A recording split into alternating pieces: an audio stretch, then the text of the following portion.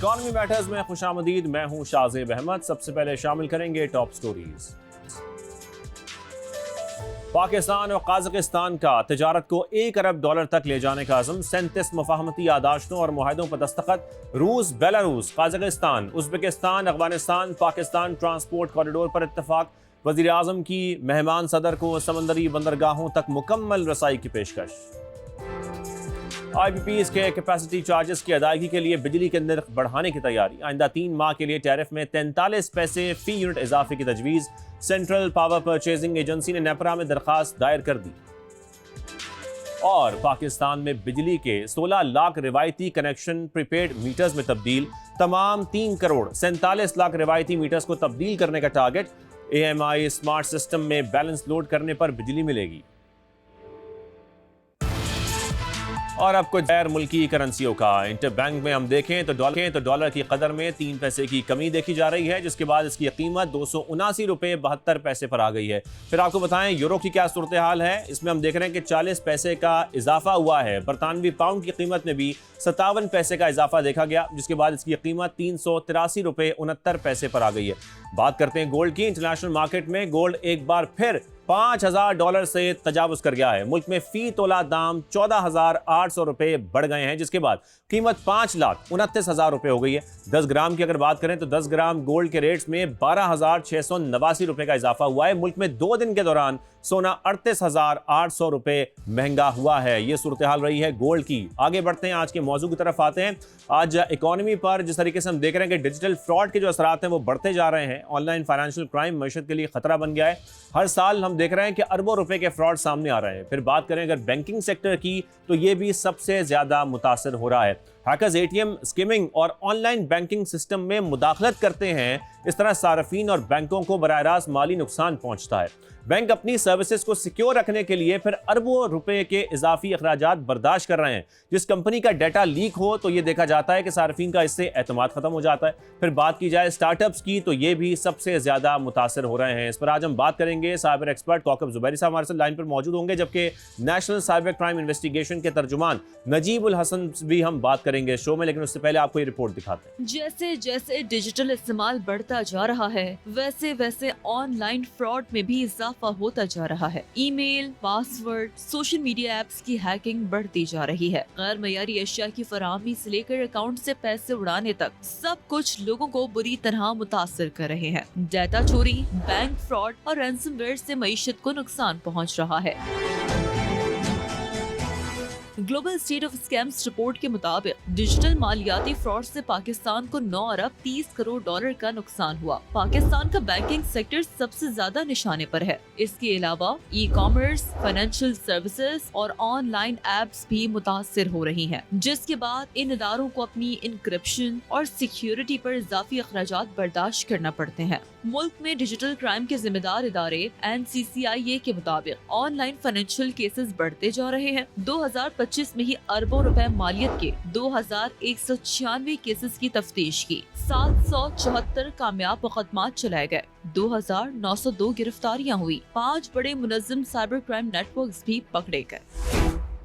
ये रिपोर्ट आपने देखी। पहले रुक करते हैं, नजीब उल हसन साहब भी हमारे साथ लाइन पर मौजूद हैं। नजीब साहब, बहुत शुक्रिया शो में ज्वाइन करने के लिए। नजीब साहब, डिजिटल फ्रॉड हम देख रहे हैं कि बढ़ते जा रहे हैं और ऐसे में जो फाइनेंशियल स्कैम्स हैं वो भी मुसलसल सामने आ रहे हैं। मैं आपसे ये चाहूँगा, सबसे पहले आप ज़रा ये शेयर कीजिए कितने केसेस आपके पास रजिस्टर हुए हैं और इन केसेस की जो मालियत है उसका कोई तखमीना है जो आप बता सकते हैं?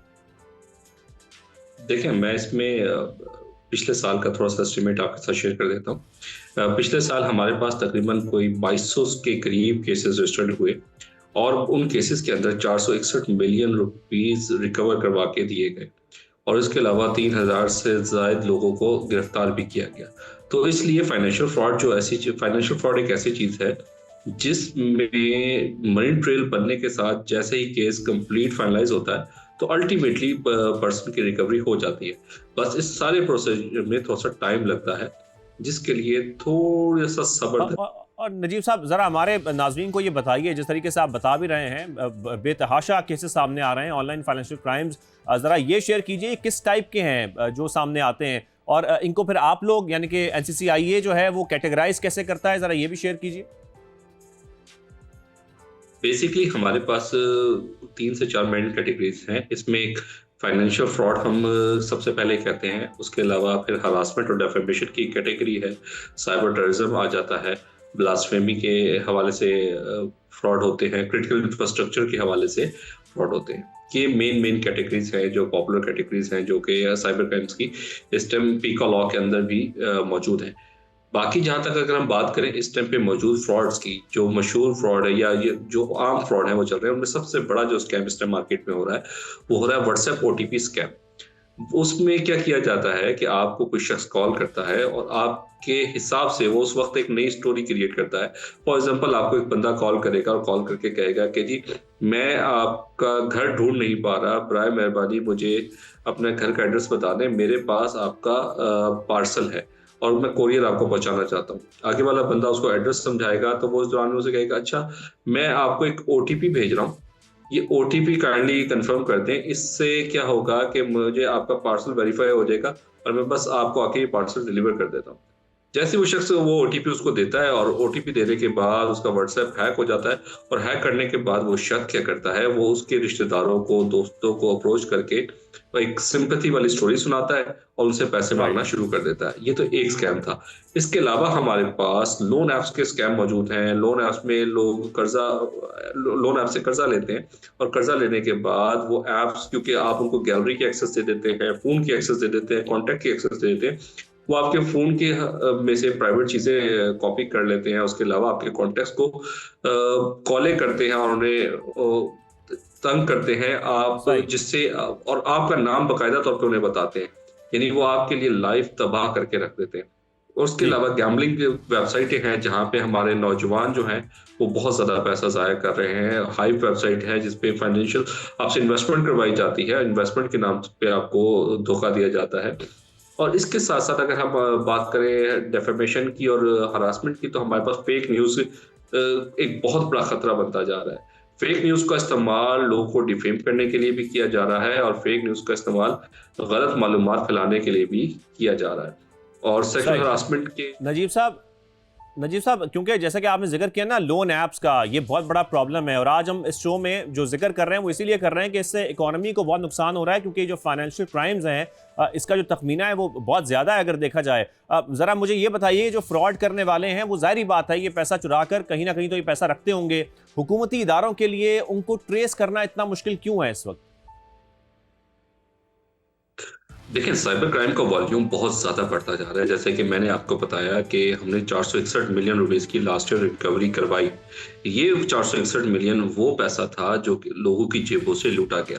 इसी तरीके से इन साइबर क्राइम्स को कर्ब करने की बहुत ज्यादा जरूरत है, क्योंकि ये एक बहुत बड़ा पैसा क्रिप्टो करेंसीज के जरिए मुल्क से बाहर लेकर जाया जाता है। क्योंकि ये लोग क्या करते हैं, ये इन फ्रॉड के पैसों को जब लोगों से लूट लेते हैं तो अल्टीमेटली ये क्रिप्टो के जरिए या किसी और प्लेटफॉर्म से इन पैसे को पाकिस्तान से बाहर मुंतकिल करते हैं।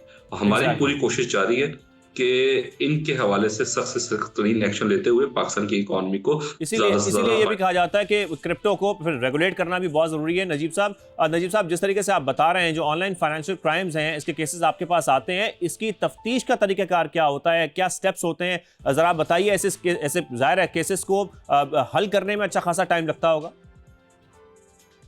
जहां तक ताल्लुक है हमारे पास केसेस रिपोर्ट होने का, तो सबसे पहली बात जो मैं यहाँ क्लियर करना चाहूंगा कि कंप्लेन का प्रोसेस, जब कोई भी शख्स हमारे पास इन पर्सन आके कंप्लेन करता है तो कंप्लेन के बाद हमारी अगली स्टेज है वेरिफिकेशन।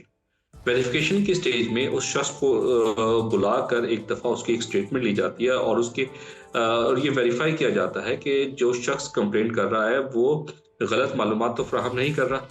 और उसके बाद वेरिफिकेशन की स्टेज के बाद वो जब अगर तो वेरिफिकेशन ऑफिसर उसकी तस्दीक कर ले तो वो जो कंप्लेन है वो वेरिफिकेशन की स्टेज से इंक्वायरी की स्टेज में कन्वर्ट हो जाती है, जहां पे हम बिल्कुल पुलिस की तरह सारी तफ्तीश करते हैं। हमारी सारी तफ्तीश इंक्वायरी स्टेज में होती है, जिसमें केस की सिचुएशन के लिहाज से उसके अंदर 1 माह से लेकर 2 माह और बाज़-औक़ात बड़े केसेस में 6 माह का अरसा भी लग जाता है, क्योंकि इसके अंदर पूरी एक मनी ट्रेल बनानी होती है, डाटा मंगवाना होता है, रिकॉर्ड कलेक्ट होता है और फिर एक एक्यूज से आपको दूसरे की ट्रेल मिलती है। तो इसलिए इसमें थोड़ा सा टाइम लग जाता है, और जब ये चीज़ फाइनलाइज हो जाती है उसके बाद हम उसकी एफआईआर दर्ज करते हैं, और एफआईआर दर्ज करने के बाद अगर वो सही। शख्स हमारी इंक्वायरी में पेश नहीं होता तो उस शख्स की फिर गिरफ्तारी की तरफ बढ़ा जाता है। और बाकी जहां तक ताल्लुक है कि साइबर क्राइम रिपोर्ट करने के हवाले से कि कोई शख्स हमें कैसे अप्रोच कर सकता है, तो उसके लिए वो हमें हमारी हेल्पलाइन 1799 पर कॉल कर सकता है, और कॉल करने के ठीक है। अलावा complaint.nccia.gov.pk हम्म, इसके ऊपर जाके ऑनलाइन कंप्लेन भी कर सकता है। और विद इन सही। 1 मंथ हमारी एप्लीकेशन भी बाकायदा तौर पे लॉन्च हो जाएगी, जो iOS और एंड्रॉयड दोनों पे अवेलेबल होगी। उसके ऊपर भी आप अपनी ना सिर्फ कंप्लेन कर सकेंगे बल्कि अपनी बिल्कुल। कंप्लेन का इस स्टेटस तरीके भी से कंप्लेंट की चेक। जा सकती है। नजीब साहब, ऑनलाइन जो फाइनेंशियल क्राइम्स हैं, इससे बचने के लिए अब जो ज़ाहिर है कंपनीज हैं वो बहुत पैसा लगा रही हैं साइबर सिक्योरिटी पर, फिर जो कस्टमर्स हैं उनका बड़ा फाइनेंशियल क्राइम में नुकसान हो रहा है। क्या आपकी तजावीज़ हैं, ऐसे क्या इकदाम करने होंगे जिससे महफूज रखा जा सकता है, सर्विसेज को इस्तेमाल कर सकें वो ईजिली, और साथ में जो स्टार्टअप्स करते हैं उनके लिए परेशानी बहुत बढ़ जाती है फिर? सबसे पहली चीज है जो बीइंग पर्सन हमें हर शख्स को अडॉप्ट करने की जरूरत है, वो है हम पे शक करना पड़ेगा इन लोगों के ऊपर। जैसे कि फॉर एग्जांपल मैं ये बात क्यों कर रहा हूँ, इसका मकसद ये है कि अगर कोई शख्स आपको कॉल करके कहता है कि जी मैं आपका कोरियर लेकर आया हूँ, तो एक दफा सोचें कि क्या आपने वो कोरियर ऑर्डर भी किया था।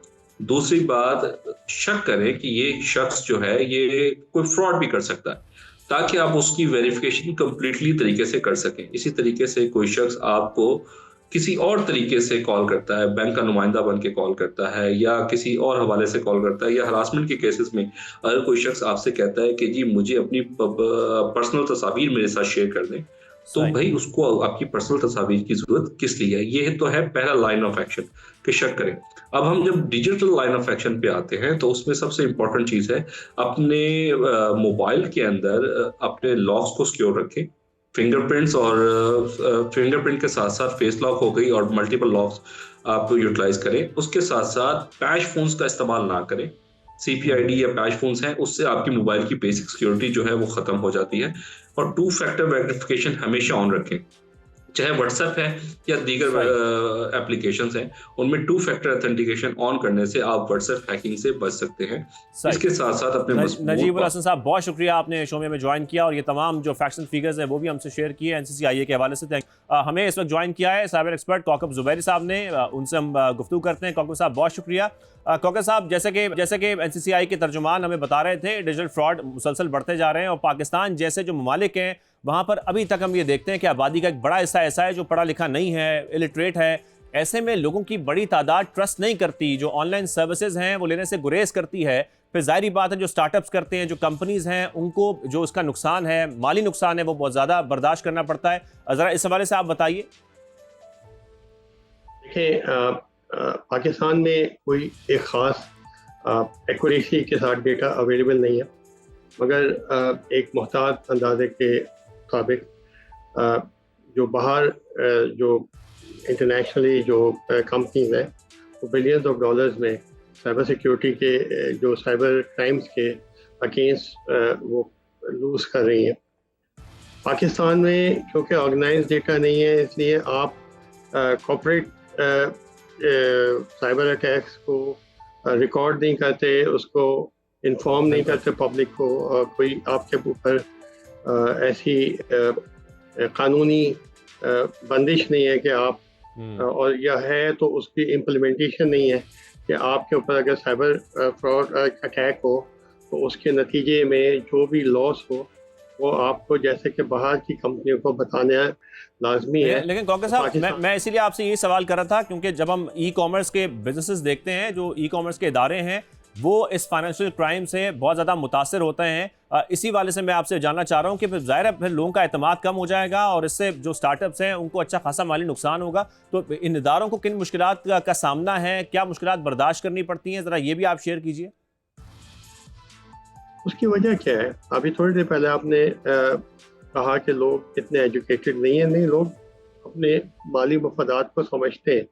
अनपढ़ और पढ़े लिखे लोग सब समझते, मगर प्रॉब्लम यह है कि जो साइबर क्रिमिनल्स होते हैं वो सोशल इंजीनियरिंग की टेक्निक्स यूज़ करते हुए आपसे फ्रॉड कर जाते हैं और आपको बाद में पता चलता है। अब ये कॉर्पोरेट और गवर्नमेंट की जिम्मेदारी है कि वो एक अवेयरनेस कैंपेन चलाएं और लोगों को बताएं कि ये आपको इस तरीके से आपके साथ फ्रॉड हो सकते हैं। आपसे कोई पैसे मांगे तो हरगिज़ उसको पैसे ना दें। आपको कोई कहे लिंक को क्लिक करो, हरगिज़ आप ना दें।